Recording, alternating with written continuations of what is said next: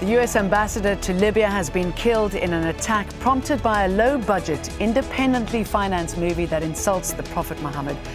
We ask what and who's actually behind this movie. What impact will these series of violence have on the entire region? This is Inside Story.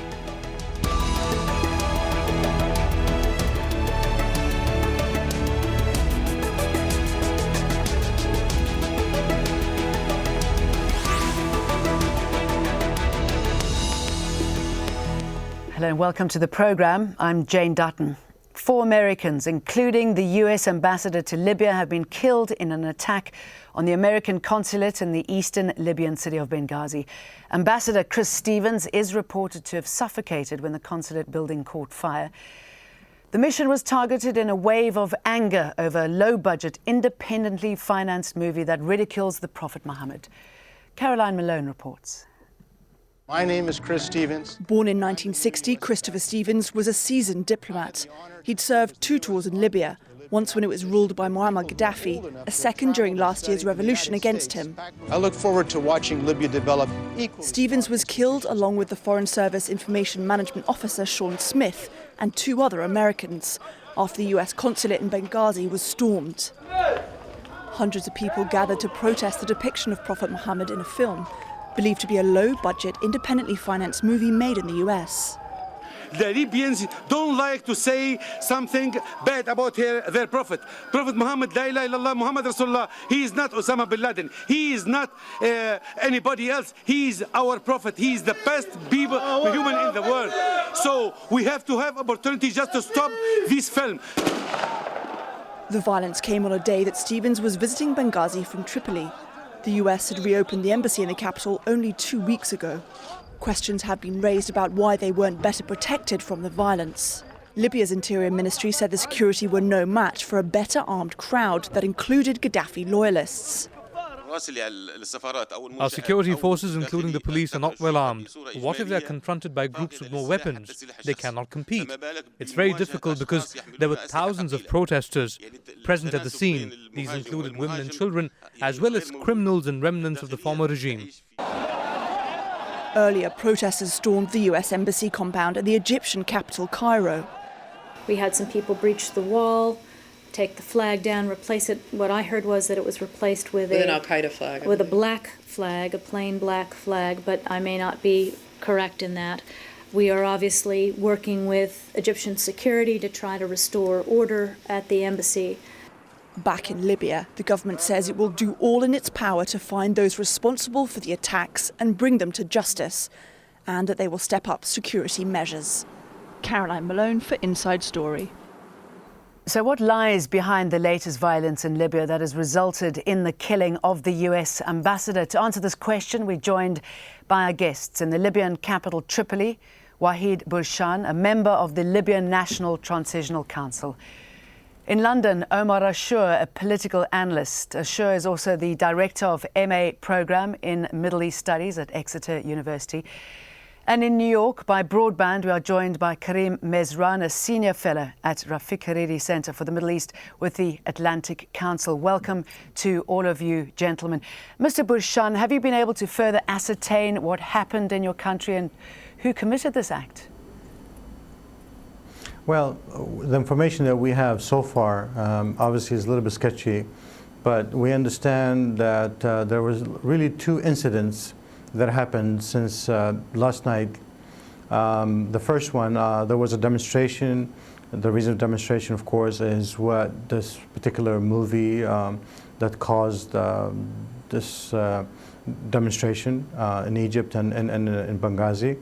And after that, seemed like they have penetrated the consulate, and they went out for the flag and so on, very similar to what happened to Egypt. And the second incident, and there was evacuation, and nearby in another area, the personnel, the embassy personnel or the consulate personnel, and then and after 2 hours, it seems like there was a contingent of Marines and security. They went back to, I don't know for what reason, and from then on, something happened and started, the fight, and I understand from then on the fire and whatever the fight, the battle started from there. And there was some people injured or maybe killed from Libyans, we don't know yet. And the 4 personnel from the embassy were also killed. I understand the ambassador passed away or died through the smoke because he was hiding, or the security personnel hid him in a basement. And that's really the sort of like the overview of what happened. The details still under investigation, of course. Now, the Libyan Prime Minister designate said that his government will seriously investigate the attack on the US consulate in Benghazi, but he refused to give details. We are concerned with our relations with the United States and the international community as a whole. We will do all in our power to respond to this incident in order all the perpetrators are arrested and penalized. Mr. Burshan, you were talking about the attacks that happened in Egypt at the same time, around about the same time. Are you talking to your colleagues there, your counterparts rather, in Egypt about these attacks? Do you believe that they are coordinated? We don't believe they're coordinated in terms of operational coordination between them. But I mean, the impact of the story, and if I may, I'd like to also stress the point that I wish the people who starts these type of things or find it interesting to make fun of other people's belief is really to stop this. This is not really helping us out in the Arab Spring and in controlling our revolutions and uprising. I believe, I'm not excusing what happened. I mean, clearly this is a barbaric situation, but it's not helpful. So in terms of coordination, no. In terms of this is a sympathetic situation between the Libyans and the Egyptians to what happened, probably true. Our situation in our population, it's volatile at this point. You know, things can be instigated, something very, very small, it may get bigger and get out of control. Especially in a situation where we lack control of the state, and the state has not reconstituted itself and is not in control of its own environment. Yeah, I mean, you would certainly think, sorry if I could bring in Mr. Ashour here, the situation in Egypt. Who do you think is likely to benefit from this? I think it didn't go completely out of control in Egypt. Luckily, the protesters went back after taking down the flag and putting another flag on the U.S. embassy. A black flag. I think part of it had to do. Sorry. A black flag. An Islamic flag. Yeah, black Islamic flag. Yeah. I think part of it had to do because there were various political groups and party leaders who kind of organized the demonstration, and their leaders were in a bit of control of their followers. So when things started escalating, they pulled back, whether a Noor party, the Noor Salafi party, or the Construction and Development Party of the Islamic group. Once the situation got out of hand and people started scaling the wall, they asked their followers to go backwards, and there were now limited number of protesters in front of the embassy. But also you have the security structure in Egypt, or the security institution, to a large degree still intact. It did not completely collapse. And in the last year and a half, there has been reinforcement and limited attempts to restructure it. So it was there as well. So this medicated the situation. In addition to the Cairo compared to Benghazi, you have a limited widespread of arms. You have the state still maintains some type of arms control in Cairo specifically. And compared to Egyptians other behind Egypt. this? So Copts? Because apparently it's been suggested that they're behind the financing of this film. They were behind the dissemination. It was the producer is an Israeli American. Yes, but why would Egyptians be involved in this? Basically, there are, if you looked at the extreme elements on both sides, you would find the two figures that were behind the dissemination of the movie are fringes in the Coptic community. They don't have much support. They are looked at as the extreme radical side. And they were, obviously, they have their own beliefs in that sense, and they propagated it. And on the other hand, the ones that perpetrated the actual attack on the or the scaling of the wall in case of the American embassy in Cairo, or the actual attack, you will find them also fringes within their own political currents on the more extreme side. Until now in Egypt, we don't know who exactly scaled and put down the flag. Some were saying these are Why has there football been no fans, Egyptian not really any response to this political yet? activists. No condemnation. What's behind that? Because there was nothing. There is no, relatively speaking, there is no serious damage that happened. No serious crime like killing or injuring or even storming the actual embassy. There was more of a climbing on the wall and putting down a flag and raising a flag and a bit. That's not abiding by the law, is it? Mr. Mezran here. Let's talk about the players behind this film. They must have known that this would be provocative, at least. Well, I really like to play it down in the sense that, yes, it is a provocation, yes, it is something, but it's also a pretextual. A movie that I have not seen, a movie that I don't know how many of the people in the streets have seen or have watched or have known about it. It's the person that preceded me said instigated. That's what I think it was. It was not a conspiracy, probably, but somebody instigated the masses, instigated groups against the American embassy by pointing the finger against them. And this is clearly an act that should be understood. In Egypt, it went one way because the security forces were still there. In Libya, it's a total different story. And that's where we have to point our attention to. Who do you think it is? Who's behind the violence? I think that the Salafis are behind that. These extreme groups that have been spreading all over.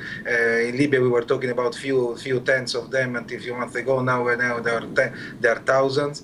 The Prime Minister and Maghariev himself came out saying that they have infiltrated the security forces. The Minister of Interior Express said, I gave orders and they are not obeyed. And it has been an escalation of these actions in the last few months. There has been other groups, which we don't know who they are. They call themselves jihadists or terrorists, and they have been killing officers of the Libyan army.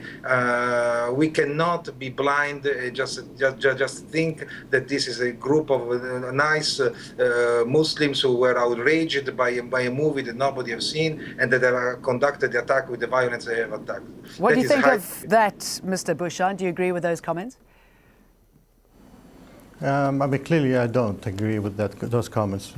But allow me just 1 second is to really put the Libyan human touch on the story here. Clearly has been penetrated, or it's weak at best. Well, yeah, we're not disputing that. We are reconstituting our state and our security. This has been an uprising, and we're trying to sort of like put it together and control the situation. This is the kind of an environment that we don't need from outsiders, people who can agitate our youth.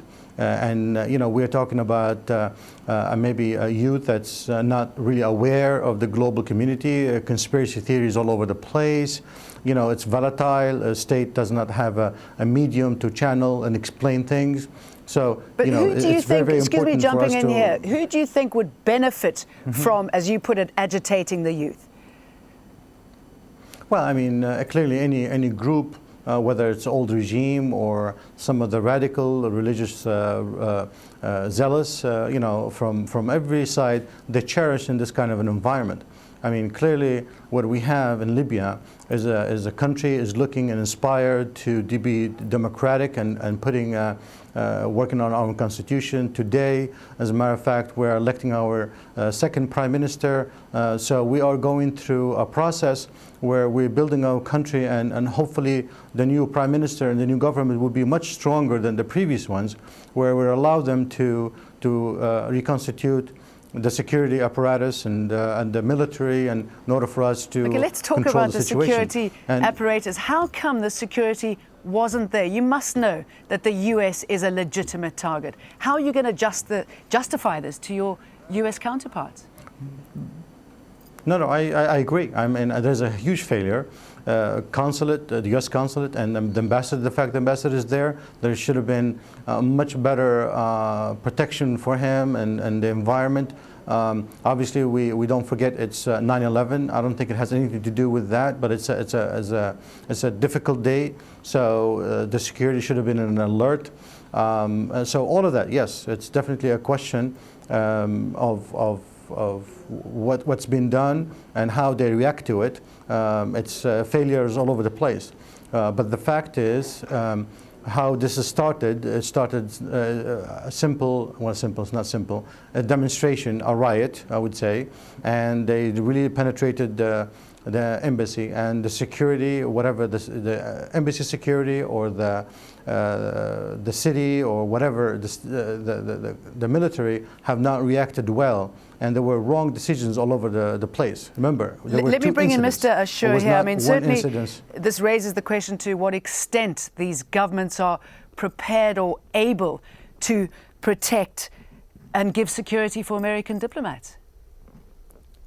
Okay, there are 2 points here that have to be addressed. One of them is the Libyan authorities' effort to place or implement a comprehensive demobilization, disarmament and reintegration policies among the various armed groups that took up arms against the dictator Muammar Gaddafi and toppled him. And now the real challenge is to centralize these armed groups under the command of the Ministry of Interior, under the command of the Ministry of Defense, and to disarm the ones who are not willing to join the state-sanctioned formations, should be disarmed and reintegrated into the civilian ranks in the civil society. And that process has started, and it was partly successful, but until now there is a lot to be done, and I think it's quite urgent at the moment to channel most of the efforts in that directions for the mid and the long term. There is another dimension, is the security sector reform. Now we are having a process of constitution crafting coupled with a political process in Libya, but at the same time these civilian authorities need to be in control of the security sector in terms of maintaining its capacity, in enhancing it, and in terms of monitoring its performance, and in terms of appraising the performance as well. That in Egypt, in both Egypt and Libya, this needs to be done quite thoroughly. In Egypt, we saw the case in the Sinai, and in its aftermath, the removal of the head of the general intelligence, holding the ones who were supposed to be taking care of the security situation, both in Cairo and in Sinai, being held accountable. And I think this process should continue and should be focused upon.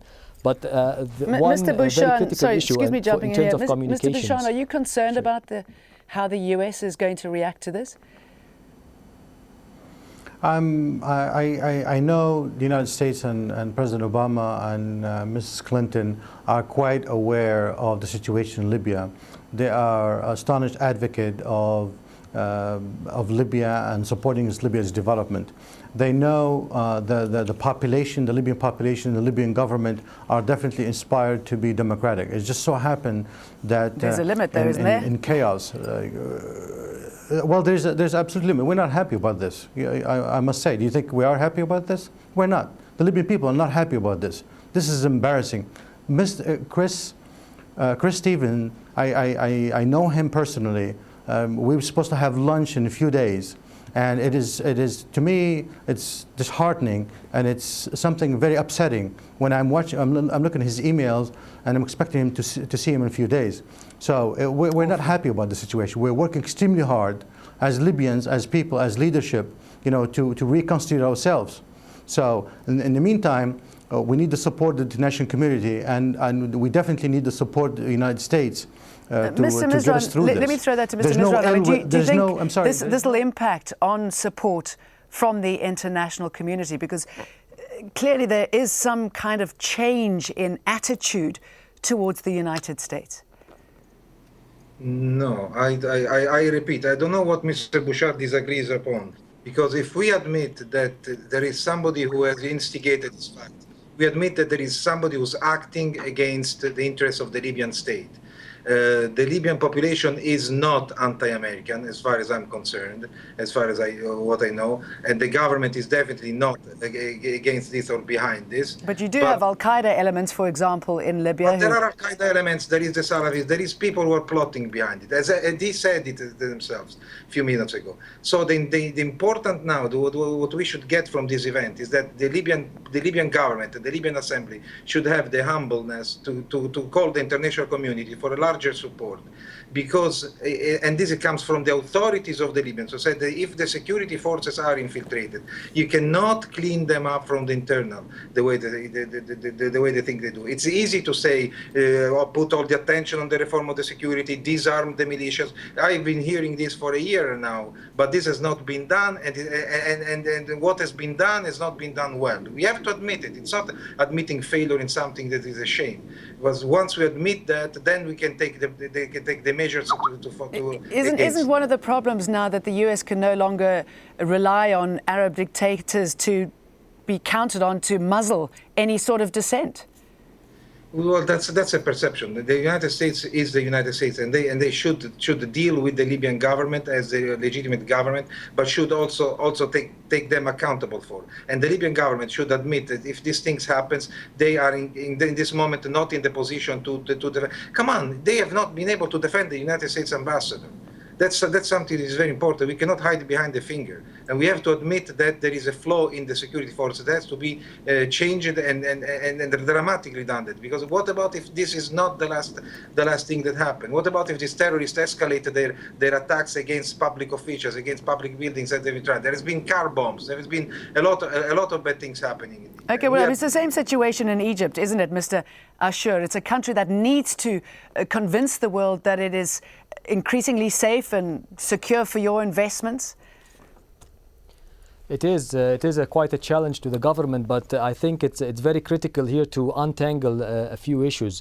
Both the authorities in Egypt and Libya, and specifically the authorities in the Obama administration in the United States and the West, should not mix. Should be very clear in approaching that issue. Blaming it on a specific ideological current. I think one of the guests mentioned the Salafi current. This is an ideological current that has various political groups and parties that belong to it. Many of them condemned the attacks. Even within the jihadi current, you have a post-jihadi trend, folks who were jihadists at some point and then after that abandoned the armed tactics and delegitimized it and joined, now they have political parties, whether in Egypt, the construction and development of the formerly jihadi Islamic group, whether the Watan party and the Ummah Wasat, the centrist nation party of the Libyan Islamic fighting group. All these were former jihadist groups who joined the state joined the state institutions, became established political parties, and actually do a good role, a very significant role, whether in Cairo, in Sinai, or in Libya, in countering violent extremism and working against it with the state. So in that sense, we have to be very specific. The perpetrators of what happened in Benghazi and what happened in Cairo are in the tens, not in the hundreds and not in the thousands. Okay, can I throw a last and final question to Mr. Mezran, if I may? Do you think the makers of this film should be made to pay? Should there be some kind of case taken out against them, or are they just victims of what's happening in the region? No, they are perpetrators of something that they shouldn't do. But there is also freedom of expression. So if they are in America, they want to do that, they rather do that. There is a moral condemnation, there is no doubt. But whether you can legally bind them to something, I have no idea. But that's not the focus of the issue. With those final words, a big thank you to Karim Mezran, talking to us from New York. In Tripoli, Waheed Burshan in London, Omar Ashour. Thank you very much, gentlemen. And of course, thank you for joining us on this edition of Inside Story. If you do want to send us your feedback, please email your thoughts to insidestory@aljazeera.net. Thanks again for watching. Goodbye for now.